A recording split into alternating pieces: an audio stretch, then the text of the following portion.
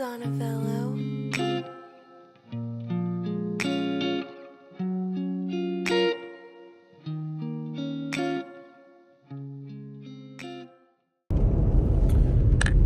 Hey y'all, it's episode 2 of Here I Am, and today I feel a couple different things, honestly. Overall, the feeling is I expect people to be exactly who they are. I don't expect anything different. If you've always been a certain way for the last 15 years of my life, I don't expect anything different now, because at 32 years old, I ain't got no more room for unmet expectations and letdowns like that. I just don't have the time for it. Like, a lot of times in my life with people, especially people that have been in my life my whole life, I expect them to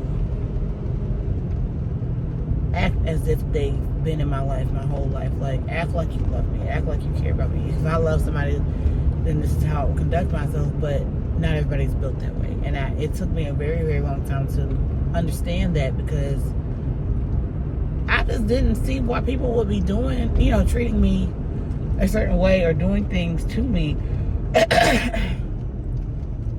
or saying things about me to other people. Like, it wasn't the talking about me, it's what they were saying when they were talking about me that bothers me. So it just, I don't feel anything towards them. Here I am. I expect people to be exactly who they are. Like, you can't convince me that you're not that when you've always been that. Like, there's people in my life who've been in my life literally my entire life, and they talk about me so bad. They talk about my son, they talk about what they think they know about my family, when they really don't know anything at all. And it's like, you talking on the side of your neck about something you don't even know about. Like, and that's unfortunate, because if that's why I can kind of shrug it off, because what was said doesn't even make sense. And I used to feel like I had to defend myself against everything that people said, and I'm like, I'm not gonna do that no more. I'm not gonna waste my time and energy, because some people gonna think whatever they want to think anyway. And if you know me for real, then you know how that's not true, right? Like, I'm not gonna try. It's not my job to convince you what to think. You don't think whatever you want to think. Whatever you want to think, that is your prerogative. I don't care. I don't care. If you think that I'm that kind of way, that is your perspective of me, but I ain't changed up. So, I'm just not interested in trying to prove myself to people who gonna think whatever they're gonna think about me, whether I say what I did or what I didn't do or not. I used to literally, like, cry myself to sleep on multiple occasions about why they think this about me, and I didn't do that. You know what? Whatever you think, go ahead and think it. You are allowed to think that. Show mine. You do what you want. Like, that's just, I don't have any more energy to get to that stuff. Like, and it's just part of my journey with this exact same person. Like, I shouldn't say exact same person, because it's a group of people. As someone who looked to be accepted all the time, that was something that I really, really struggled with as a child, and even as an adult, wanting to be accepted by the people that I love the most. That was something I really, really wanted. And unfortunately, that just doesn't happen all the time. So unfortunately, that acceptance does not happen. They'll make you think that it happens, and then you find out that they also think otherwise. So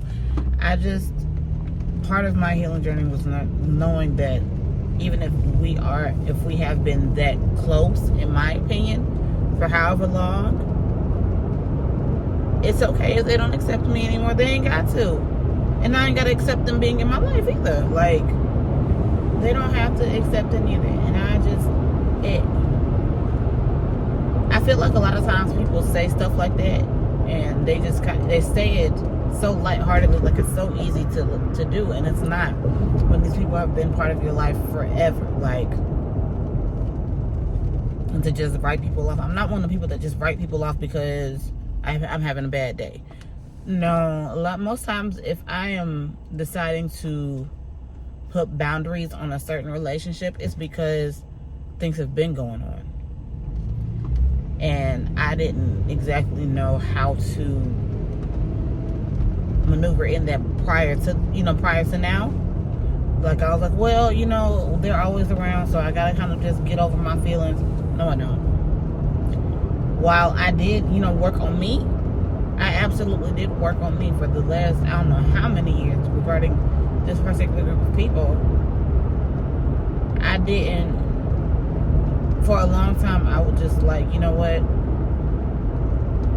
These people are a core group of people for me, even if they do treat me wrong, they do say things about me that I would never say about them. And then when I do say something about them, then I'm the bad guy.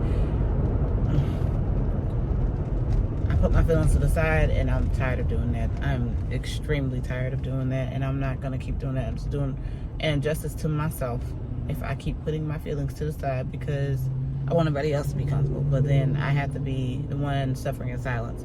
I'm not going to do that. That is very, very, very poor self-care. It's poor self-care for people to have access to you no matter what they have done. Like that is just very, self-care is not just bubble baths and shopping trips and reading a book. It's literally taking care of you, like taking care of who has access to you, taking care of what can get in and out of your heart, what can get in and out of your spirit, your atmosphere, your mind. Like that's for real self-care. And self-love is loving myself enough to do those things. I'm tired. I have nothing else to give to them. Like, and you know what? Because I come from a family that is very ministry heavy, I can say this freely. The reason why people don't come back to church is because people misrepresent who God is. I know people are like, well, people talk about you at work. That's the people. But when you're at church and you're in ministry, people expect you to be, they have a certain expectation of you. If you're saying, yes, I am a follower of Christ, I have this fruit, I have the fruit to show. If we're judged by our fruit and we have the fruit to show that yes, we are followers of Christ, then we expect a certain level of behavior, a certain level of conduct, and just how you carry yourself with people, and everybody don't do that. And that's that's on them. That ain't got nothing to do with me. That's why you can't be so into church. You have to be more into your relationship with God. Church is amazing. Church is absolutely amazing. I love church. I love my church. If you're ever in Augusta, visit Cathedral Place, 302 Barrow Drive. But I stopped getting disappointed with God when people who were leaders in church were not doing what I thought was right. I had to stop doing that. It was a lifesaver for me. Because before, I was ready to, like when I was younger, I was really ready to write off God altogether for people who said that they were, his people. They were sheep, his shepherd, his pastor, or whatever. Whatever the saying is. People who said that they were, and then did something contrary to that. I had a hard time with God after that. But, I had to stop taking things. That's what saved me from taking things so personally. Because I do take things, when people say specific things, especially things regarding my child, I take it very personally. I do. If you want to see me act a plumb fool, like, come from my family that I speak to, or that I actually really, really care about, which would be my immediate family and, one of my cousins and her family, her children, all right, and her husband, not her parents, but yeah. But yeah, just like when people do that, when people comfort on people, I promise you, I'll be on a dollar paper with a big old smile. Yes, I did it, and I'll do it again. That is me, because I don't play with people. I don't play with people. I don't play with people about them. Like I'm not gonna play about my sisters. I don't play about my niece and nephew. I don't play about my children. I don't play about that. I don't. So the fact that I'm so calm right now, because God knows that I was supposed to tear to somebody ass. All right, about this particular situation, but I didn't, because using discretion, I'm using my discernment. Oh my God, why are the lights out? Y'all, recovering from this hurricane has been the most traumatizing thing I think I've ever been through. You literally can go, like, some days it'd be like, oh, the power's on, and then next thing you know, lights out again. Like, what the heck? I don't understand why, like, we be going out lights. And we are almost a month removed from the hurricane. Actually, it is about a month.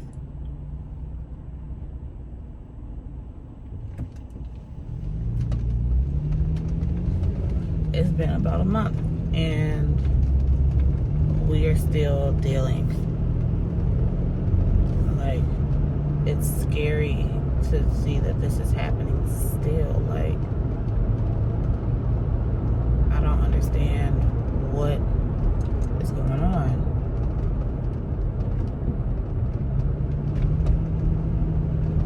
This is crazy. But yeah, so I think that's all I got today, y'all. I think I'm enjoying doing this series so y'all can see how I'm actively healing, like, from certain things. 'Cause I'll be honest with y'all, this is not easy. This is not easy. And while I am the healing coach, I am the CEO of the Enamor Effect. And I'm glad that I listened to God when he told me to use the Enamor Effect, because Enamor has a lot to do with the heart. And I do, being enamored by something has a lot to do with the heart. And that's where a lot of my pain comes from. A lot of the things that I've dealt with, that's where a lot of that comes from. Like, how to make my heart recover, because I was stuck in a certain, I don't want to say stuck on stupid, but I was stuck in a certain part of my life, and it just wasn't working out, and I didn't know how to fix that. But yeah, I'll see y'all the next one. Bye.